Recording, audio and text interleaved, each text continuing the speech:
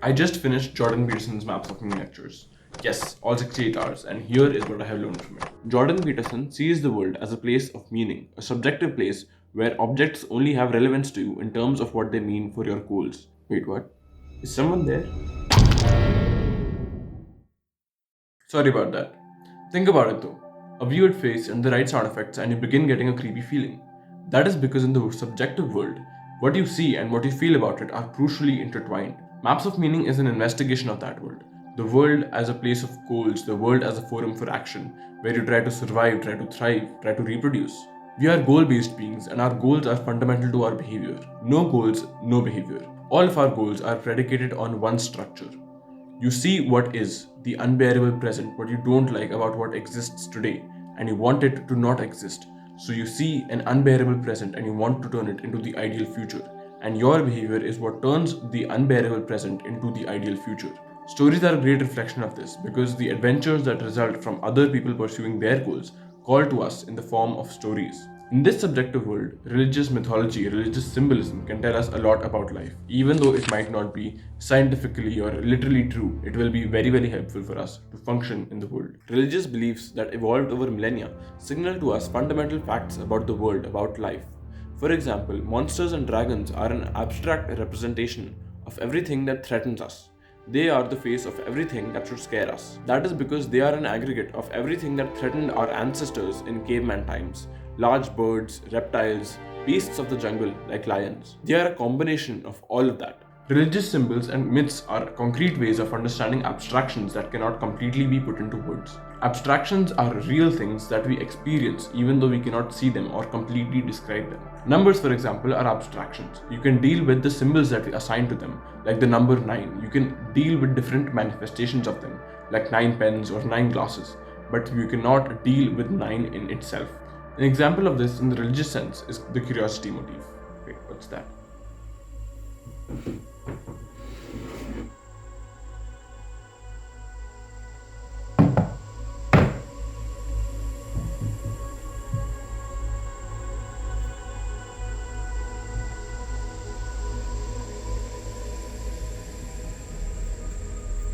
I'll come back to this, but first let me tell you a story. Old Egyptian mythology is a great example of using religion as a way to understand life, and Jordan Peterson uses it very often as well. So the story is a very old one. Osiris is the great king. He is the representative of everything that protects us, our country, our society, our culture. And Seth, his evil twin, stabs him in the back and kills him. With that, the current order falls apart, and everything that protected society at the time falls apart, and it is now time for Seth to rule. Isis, who is Osiris' wife and the queen of the underworld, resurrects him and gives birth to his son, Horus.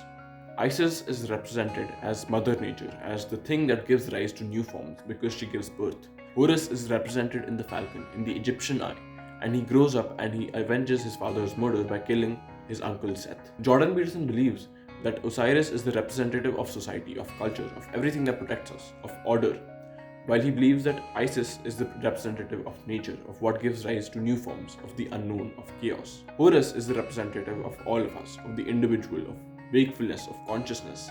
That is because he comes both from culture and from nature, from Isis and Osiris. And that is what we all come from as well.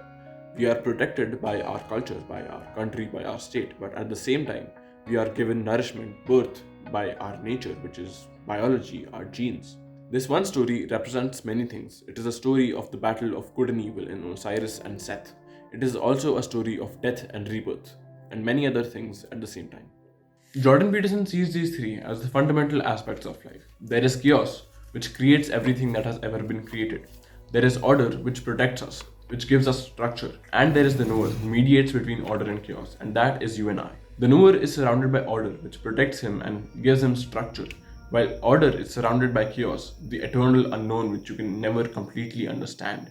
And the chaos is where order rises out of. And it is chaos that constantly tries to get into our lives, into the current order. Order is good because it protects us, but at the same time, it is bad because it limits us. It limits how individual, how unique we can be. Chaos is good because it gives rise to new things, it can give rise to inventions, discoveries, but at the same time, it is bad because it gives rise to things which are dangerous to us as well.